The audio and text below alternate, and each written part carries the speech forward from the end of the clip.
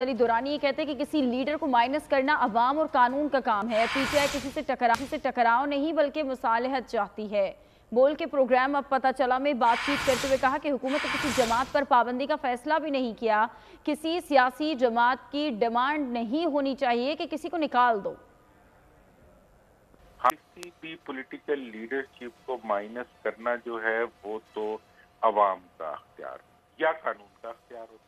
मैंने फिर जो पीटीआई की डिफरेंट क़यादत है जो इस वक्त पीटीआई के साथ है उनसे भी बातचीत की तो उनका भी यही राय थी कि हम हर सूरत में मुफाहमत चाहते हैं और पार्टी के कोई भी फर्द जो है वो ऐसा नहीं है कि जो टकराव चाहता हो। मैं भी ये समझता हूँ कि अभी तक हुकूमत की तरफ से किसी को माइनस करना या किसी को किसी अमल में से निकालने के लिए मुझे कोई ऐसा इक़दाम नजर नहीं आ रहा। मेरी चूंकि जो उनकी टीम है मेरी उनके साथ मामले में डिस्कशन हुई थी। उनका ये कहना था कि जी जो कानून और मुल्क की जो लैंड ऑफ द लॉ है उसके मुताबिक अगर किसी ने कोई जुर्म किया हो तो उसको उसी के मुताबिक डील करना चाहिए। निगरान वज़ीर आला पंजाब मोहसिन नकवी ने कहा है कि